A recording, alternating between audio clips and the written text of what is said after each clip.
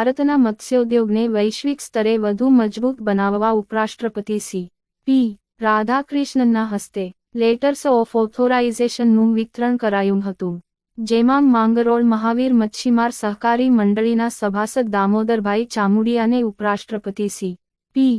રાધાકૃષ્ણનના હસ્તે letters of ઓથોરાઇઝેશનનો letters મળ્યો, જે ગુજરાતમાં એકમાત્ર છે.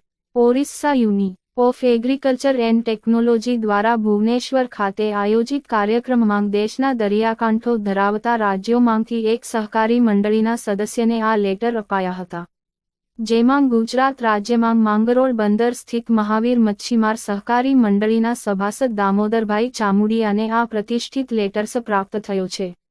લેટર્સ ઓફ ઓથોરાઇઝેશનનો મુખ્ય હેતુ ભારતીય ધ્વજ ધરાવતી માછીમારી નૌકાઓને ભારતના વિશિષ્ટ આર્થિક ક્ષેત્રની બહાર દરિયામાં આશરે 200 નોટિકલ માઇલથી આગળ આવેલા હાઈ સીઝ ઇન્ટરનેશનલ વોટરમાં કાયદેસર રીતે માછીમારી કરવાની મંજૂરી આપવાનો છે.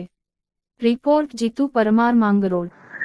નમસ્તે, મારું નામ દામોદર ચામુડિયા, શ્રી મહાવીર માછીમાર સહકારી મંડળીના પ્રમુખ છું. હું ઓરિસ્સામાં ભુવનેશ્વરમાં લેટર ઓફ ઓથોરાઇઝેશન ઇસ્યુ કરવાનો એક પ્રોગ્રામ રાખવામાં આવ્યો હતો ભારત સરકારના ફિશરીઝ ડિપાર્ટમેન્ટ દ્વારા, જેમાં આપણા દેશના ઉપરાષ્ટ્રપતિ દ્વારા કોસ્ટલ સ્ટેટ્સમાંથી આપણા ભારતના કોસ્ટલ સ્ટેટ્સમાંથી એક કોઓપરેટિવ સોસાયટીના મેમ્બરને, બોટ ઓનરને લેટર ઓફ ઓથોરાઇઝેશન ઇસ્યુ કરવામાં આવ્યું છે, જેમાં ગુજરાતમાંથી અમારી શ્રી મહાવીર મંડળીના કોઓપરેટિવ મેમ્બર તરીકે મને એક letter of authorisation award issue કરવામાં આવ્યો છે. આ લેટર ઓફ ઓથોરાઇઝેશન LOA નો મિનિંગ એવો થાય છે, ભારત સરકાર ઇન્ટરનેશનલ વોટર્સ, જે 200 નોટિકલ માઇલ બહારનો દરિયો જે હાઈસીઝ કહેવામાં આવે છે, એમાં ભારત દેશના માછીમારો ત્યાં જઈ અને ફિશિંગ કરે, માછલા પકડી અને એ ફિશને મોટી બોટ બનાવી એમાં લઈ અને કોઈ પણ અન્ય દેશમાં અંદર ત્યાં જઈને અનલોડ કરી શકશે. એક્સપોર્ટ્સ આ ભારત દેશનો એક્સપોર્ટ્સ માનવામાં આવશે. તો આ આવતા માછીમારના ભવિષ્ય માટે ખૂબ જ મહત્વનો અને ખૂબ જ લાભકારી નિર્ણય છે.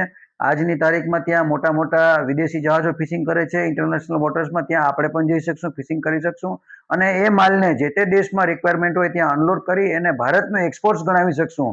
તો આ નિર્ણય બદલ, આ પહેલ બદલ હું આપણા દેશના યશસ્વી વડાપ્રધાન નરેન્દ્ર મોદી સાહેબનો, સહકાર મંત્રી શ્રી અમિતભાઈ શાહ સાહેબનો અને આપણા ફિશરીઝ મિનિસ્ટર શ્રીનો ખૂબ ખૂબ આ માછીમારોના હિતાર્થી નિર્ણય માટે આભાર માનું છું.